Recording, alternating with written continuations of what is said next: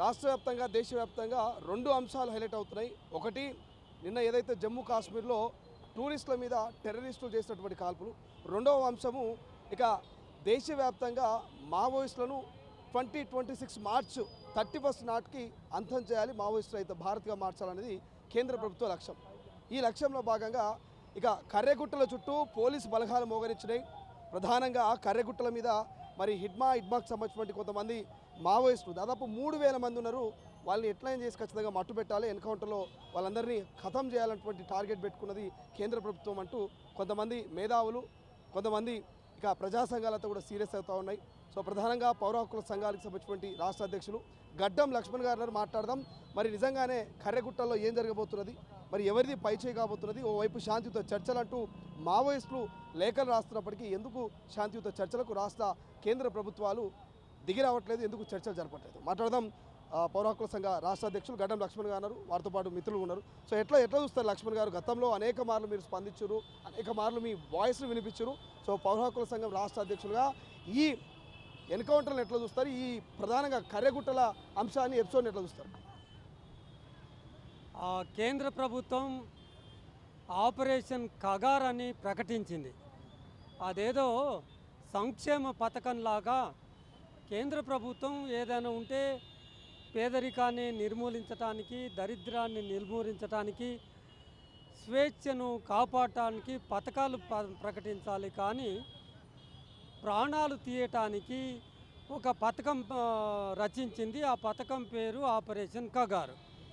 Operation Kagar అనే హిందీ పదానికి తెలుగులో దాని అర్థం ఏంటంటే తుది యుద్ధం.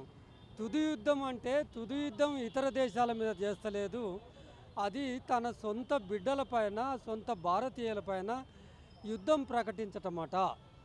సుప్రీంకోర్టు చెప్పింది, ఆల్రెడీ చెప్పినది ఇలాంటి వాళ్ళు ఉంటారని.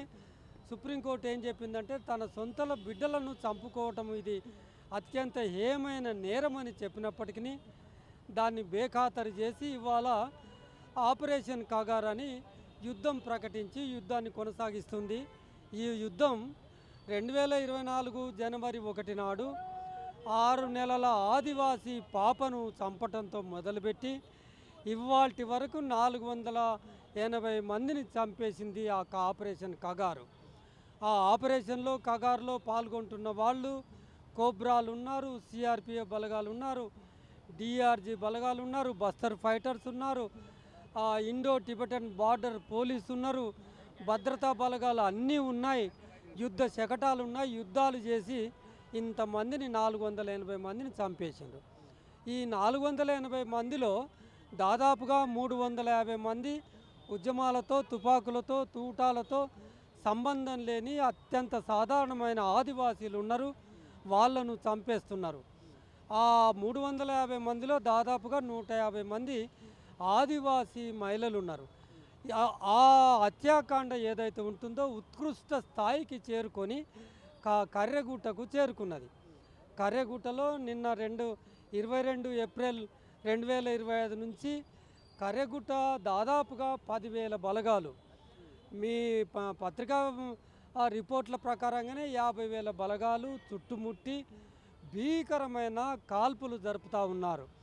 భయంకరమైన యుద్ధ వాతావరణం అక్కడ నెలకొని ఉంది. పైగా అక్కడ నివసించే ఆ గూడాల్లో నివసించే ఆదివాసీలు బయటికి రావద్దు, ఇళ్లకు మాత్రమే పరిమితం కావాలని చాటింపు వేసి వాళ్ళను ఇళ్లకు పరిమితం చేసి యుద్ధం కొనసాగిస్తున్నారు. యుద్ధము తన సొంత బిడ్డలపైన చేయొచ్చని పౌర హక్కుల సంఘం అడుగుతూ ఉంది. అక్కడ ఉన్నవాళ్ళు నిన్న కాశ్మీర్లో జరిగినట్టుగా వాళ్ళు టెర్రరిస్టులా, వాళ్ళు విదేశీ శక్తులు ప్రోత్సహించిన ఇంకా వేరే శక్తుల ఎవరని? వాళ్ళు ఈ దేశ పౌరులు. ఈ దేశంలో నివసించటానికి ఆర్టికల్ 21 వాళ్లకు కూడా వర్తిస్తుంది. ఆర్టికల్ 21 మావోయిస్టులకు వర్తించదని ఎక్కడా లేదు. వాళ్లకు జీవించే హక్కు ఉంది. నీ దృష్టిలో వాళ్ళు నేరం చేశారు అనుకుంటే ఆయుధం పట్టుకోవటము నేరమే అయితే ఆయుధాన్ని నిర్వీర్యం చేయగలగాలి. నువ్వు కాల్చేది ఆ మోకాళ్ళ కిందికి కాల్చాలి. అన్ని బంద్ పెట్టు, ఆహారం బంద్ పెట్టు, నీళ్లు బంద్ పెట్టు, వాళ్ళంతటా వాళ్ళు ప్రాణాలతో తిరిగి వస్తారు. లేదా పౌర సమాజంలో మేధావులకు ఏం కొరత లేదు. ఒక మేధావి లక్ష్మణ్ గారు ఇప్పుడు వాళ్ళు బహిరంగ లేఖ రాసిరు, అదేవిధంగా పౌర హక్కు సంఘాలు, మేధావులు, అదేవిధంగా విద్యావేత్తలు మాకు కలిసి ముందుకు రావాలి, ఈ కేంద్ర రాష్ట్ర ప్రభుత్వాలతో చర్చలకు మీరు మధ్యవర్తులుగా ఉండాలంటే రిక్వెస్ట్ చేస్తారు. మీరు ఏమైనా చర్చల్లో ప్లాన్ చేసే ప్రయత్నం చేసిరా పౌర సంఘ నేతలుగా? అదే చెప్పబోతున్నాను. వాళ్ళు మావోయిస్టులు చర్చలు జరుపుతామని మొదటి ప్రతిపాదన కాదు ఇది. 2023లో ఛత్తీస్గఢ్లో ఎలక్షన్స్ జరిగినప్పుడు ఎలక్షన్లో గెలవటం కోసం మేము మావోయిస్టులతోటి చర్చలు జరుపుతాం, మావోయిస్టులు ముందుకు రండి అని చెప్పి మేనిఫెస్టోలో పెట్టిన పరిస్థితి అది. దానికి స్పందనగా ఇంతకుముందే 2 సార్లు మావోయిస్టులు లెటర్ రాస్తే స్పందన లేదు. మూడోసారి ప్రజలకు తెలియాలనే ఉద్దేశంతో బహిరంగంగా మార్చి 28 తేదీతో ఒక లెటరు మేము చర్చలకు సిద్ధమని చెప్పారు. మరి చర్చలకు మీరు సిద్ధమంటారు, మావోయిస్టులు సిద్ధమంటారు అన్న తర్వాత ఈ కాల్పులేంది, ఈ కార్యగుట్టేంది? 2004లో ఒకసారి చర్చ జరిగింది. ఆ చర్చలకు సంబంధించి బేరాలు వేసుకుంటా ఉన్నారు. గతంలో ఏం జరిగింది, ఆ చర్చల తర్వాత పరిణామాలు ఏంటంటే దాని మీద అంచనా వేస్తుంది కేంద్ర రాష్ట్ర ప్రభుత్వాలు అనేది ఒక డిస్కషన్. ఏం జరిగింది గతంలో, ఏమైనా ఐడియా ఉంటుంది? అంటే 2004లో చర్చల ప్రక్రియ వైఎస్ఆర్ రాజశేఖర రెడ్డి మొదలుపెట్టినప్పుడు ఇప్పుడు చర్చలు వద్దనుకున్న వర్గాలు కొంతమంది ఏం చేస్తున్నారంటే ఆనాడు మావోయిస్టులు చర్చల పేరు మీద బలపడ్డారు, ఇప్పుడు కూడా బలపడతారు, చర్చల ప్రక్రియ మొదలు పెట్టొద్దు అంటున్నారు. ఒక్క మావోయిస్టులే కాదు, పోలీసులు కూడా బలపడ్డామని చెప్పి పోలీసులే స్వయంగా ఒప్పుకుంటున్నారు.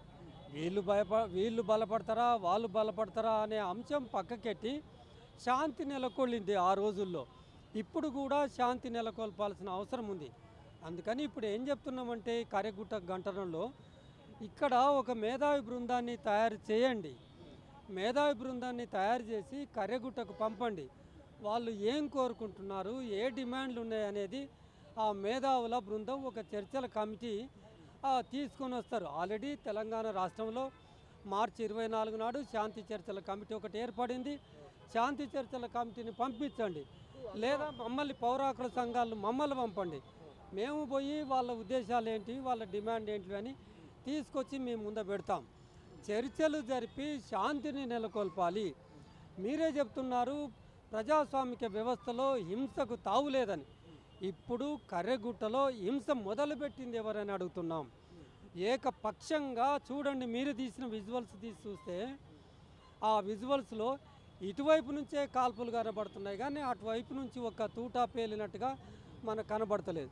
హింసకు ఎప్పుడు కానీ రాజ్యమే ఆజ్యం పోస్తుంది. ఆ హింసను వెంటనే ఆపేయాలి.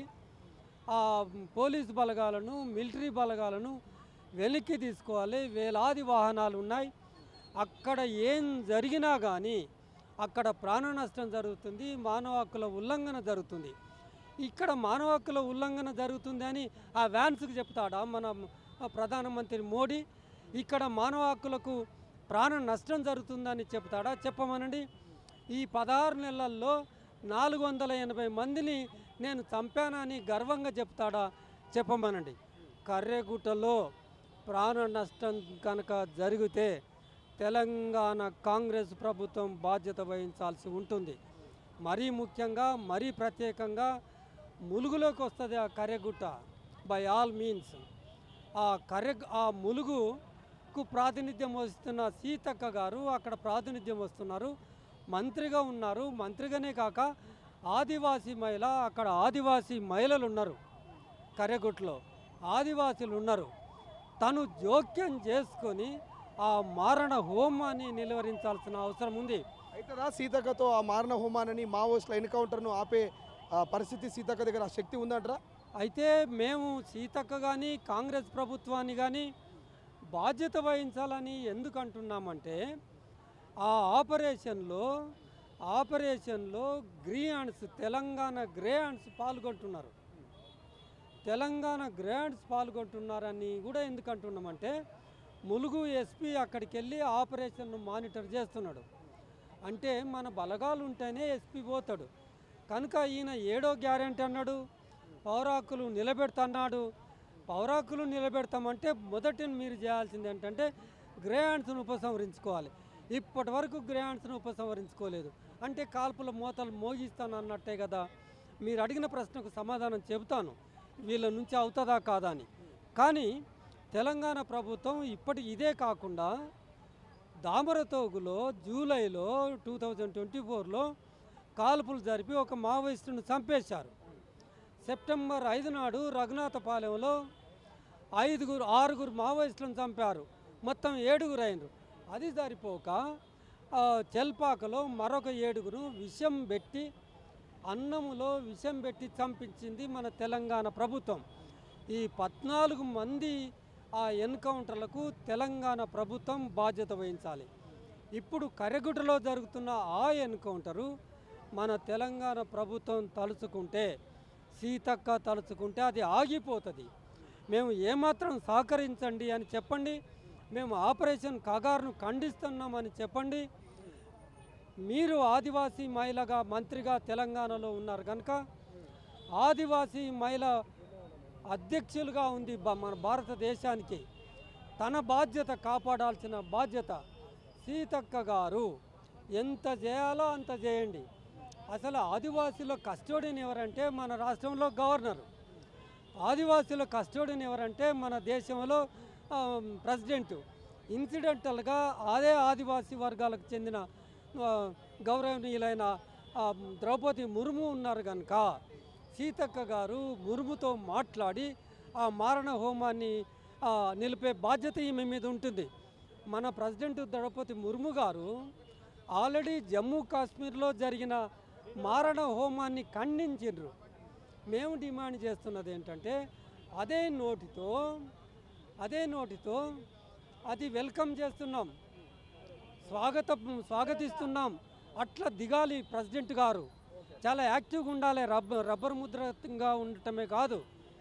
అందుకని చేతిలో చనిపోయిన వాళ్లకు సానుభూతిగా ఎట్లయితే నిలిచిందో మన రాష్ట్రంలో తెలంగాణ రాష్ట్రంలో చనిపోయిన 480 మందిలో కనీసంగా ఒక మిగతా వాళ్ళు నక్సలైట్లు ఉండొచ్చు 350 మంది తెప్పించుకోండి డేటా. మా డేటానే కాకుండా ఎంతమంది ఆదివాసులు చనిపోతున్నారో చూసి వాళ్ళకు సానుభూతి వ్యక్తపరచండి. లక్ష్మణ్ గారు ఖండించండి. మీరు గతంలో ప్రొఫెసర్ అరగోపాల్ సార్ లాంటి వాళ్ళు కొంతమంది మధ్యవర్తిగా ఉండి చర్చలు జరిపిన సందర్భాలు నేను విన్నాను.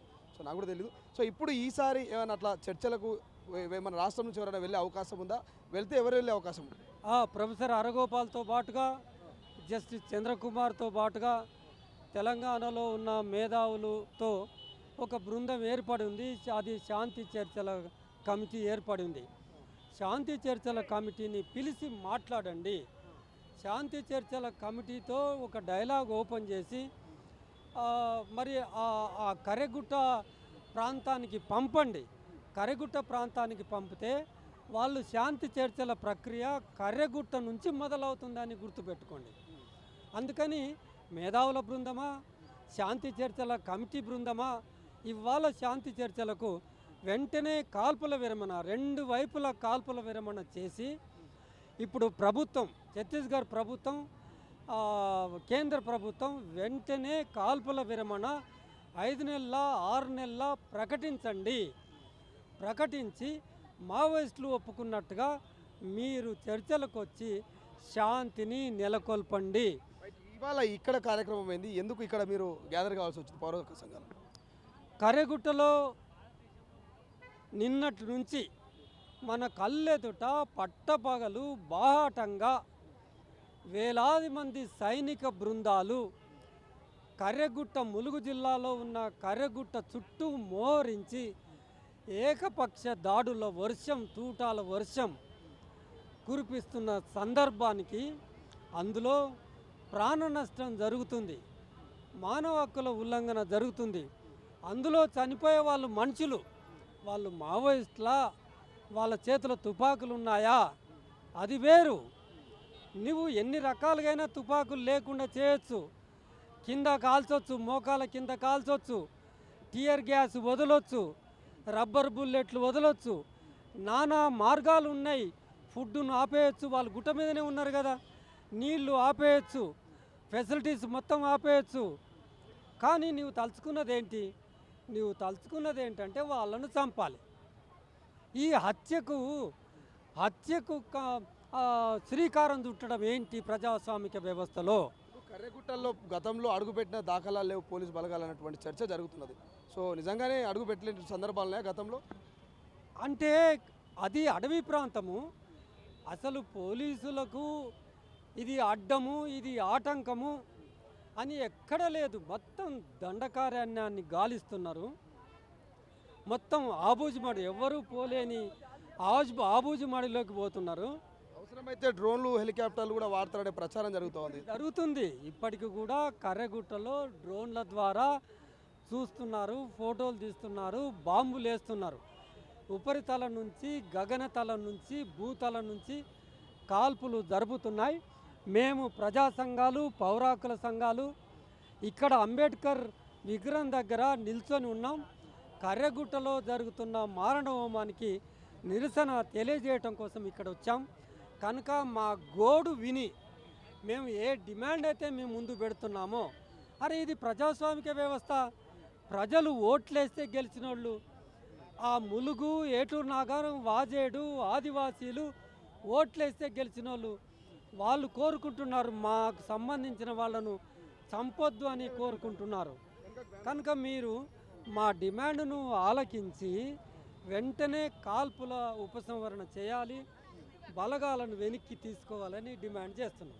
రైట్, ఇది మొత్తం మీద అంబేద్కర్ స్టాచ్యూ దగ్గరికి అయితే పూర్తి స్థాయిలో పౌరక సంఘ నేతలు, ప్రజా సంఘ నేతలంతా కూడా చేరుకొని సో ఏదైతే కర్రెగుట్టలో జరుగుతున్నటువంటి మావోయిస్టుల ఎన్కౌంటర్ను, ఆ కాల్పులను ఉపసంహరించుకోవాలి, శాంతియుత చర్చలకు పిలుపునివ్వాలంటూ ఇక్కడ మొత్తం కూడా మనం చూస్తూ ఉన్నాం. పౌరక సంఘ నేతలంతా కూడా, మానవ హక్కుల సంఘ నేతలంతా కూడా వచ్చారు. ఛత్తీస్గఢ్ ఉసురు కర్రెగుట్ట వేల పోలీసుల బలగాలు చుట్టుముట్టి జరుపుతున్న కాల్పులను వెంటనే నిలిపివేయాలంటూ, మావోయిస్ట్ పార్టీతో చర్చలు జరపాలంటూ, ఇక ఆపరేషన్ కగార్ను నిలిపివేయాలంటూ ఫ్లెక్సీలు, ఆ బోర్డులు కనిపిస్తూ ఉన్నాయి. ములుగు జిల్లా కర్రెగుట్ట ప్రాంతంలో కేంద్ర రాష్ట్ర ప్రభుత్వాలు చేస్తున్న యుద్ధం ఆపివేయాలంటూ ఇక ఇవన్నీ ఫ్లెక్సీలు మనం చూస్తూ ఉన్నాం. ఇవన్నీ కూడా వాళ్ళు రిక్వెస్ట్ చేస్తున్నటువంటి పరిస్థితి మనకు కనిపిస్తుంది. ప్రపంచంలో ఏ మూల ఏ క్షణం ఏం జరుగుతుందో వేగంగా తెలుసుకోవడానికి తొలి వెలుగు వాట్సాప్ ఛానల్ని ఫాలో చేయండి.